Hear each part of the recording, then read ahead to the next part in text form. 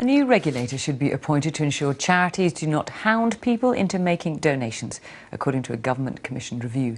And people should be able to opt out of receiving calls and letters from charities if they wish. Good evening, I'm Millie Coker and this is BBC News. Headlines today: the traffic in Henley is still going. 6 years on and we're still struggling and no one is moving.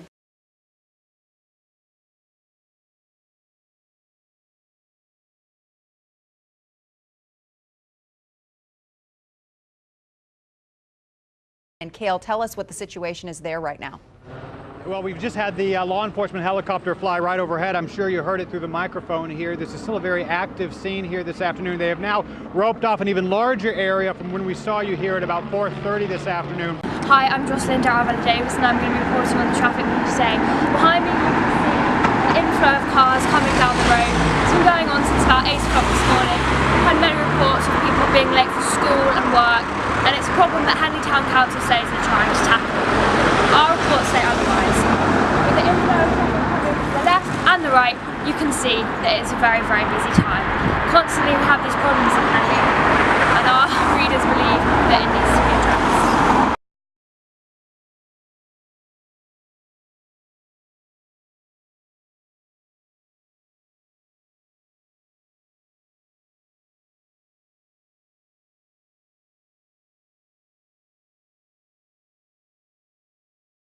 Well, with us now is Lisa Denny, who's a research fellow at the Overseas Development Institute, an international development think tank. Thank you very much indeed for coming out to talk to us. I guess it must be a bit of a dilemma for you to decide whether to go out to these countries in Africa to work there. I mean, there is certainly some risk, you're right, and particularly that's the case for medical workers who are at the front line, which is a bit different in my case where I'm really conducting research. But there are, you know, sources of information with the World Health Organization and obviously the UK government providing sort of good updated advice on whether to go, and at the moment both of them are saying that they're not putting in place travel restrictions. Hi, I'm Lucy James, and for the last 10 years I've dedicated my life to the population of the world. This is an issue globally which has progressed as a result of lack of control over the number of people living in a certain area. Our main issue is that everyone wants to live in the cities and we are slowly forgetting about urban areas.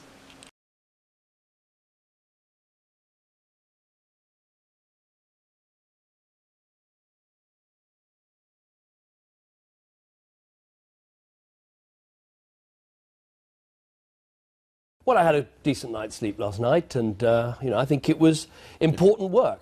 It was important. I want to go through some of the detail of the important work, but before we do, I thought I'd give you the chance. There's 2 million people watching, probably Boris Johnson as well. Can you tell them why they should be voting to stay in the EU, despite all the things they've heard against it? Well, I want what's best for Britain, and I think what's best for Britain is staying in a reformed European Union, but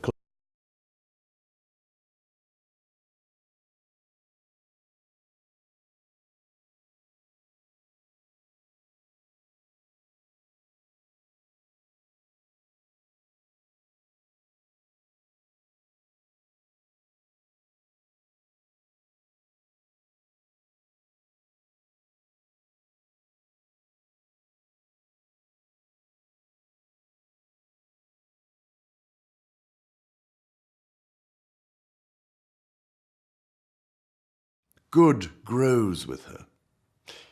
In her days, every man shall eat in safety, under his own vine what he plants, and sing the merry songs of peace to all his neighbours.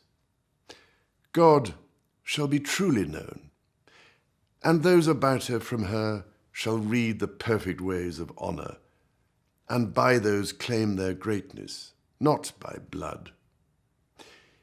She shall be, to the happiness of England, an aged princess.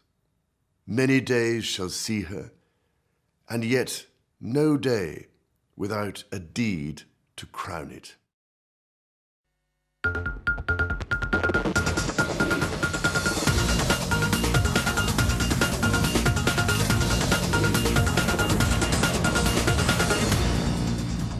Good evening, everyone. We are live just after 5. You're with Ricky. We've got plenty wrapped up for you on Tuesday's News Round. Here's a taster. We'll be showing you the robot that hops a little bit like a human being And Bieber fever hits the UK. Find out what happened when Joe went to meet the megastar. First, it's the day millions of Michael Jackson fans have been waiting for. More than 2 years since the superstar singer was found collapsed at his home in Los Angeles. His doctor has been found guilty of causing his death.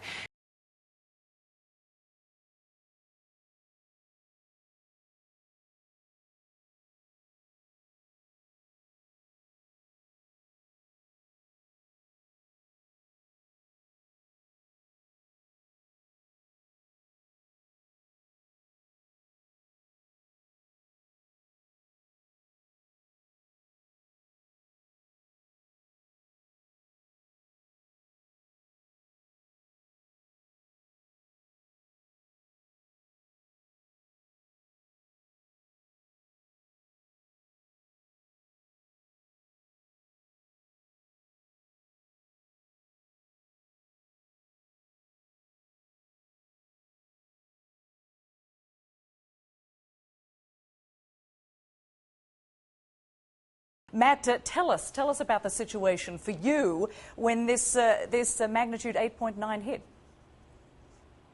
Well, it was absolutely unlike anything I've ever experienced before. I've been living here for 8 years now, and this was quite simply the biggest, longest-lasting earthquake I've ever experienced here.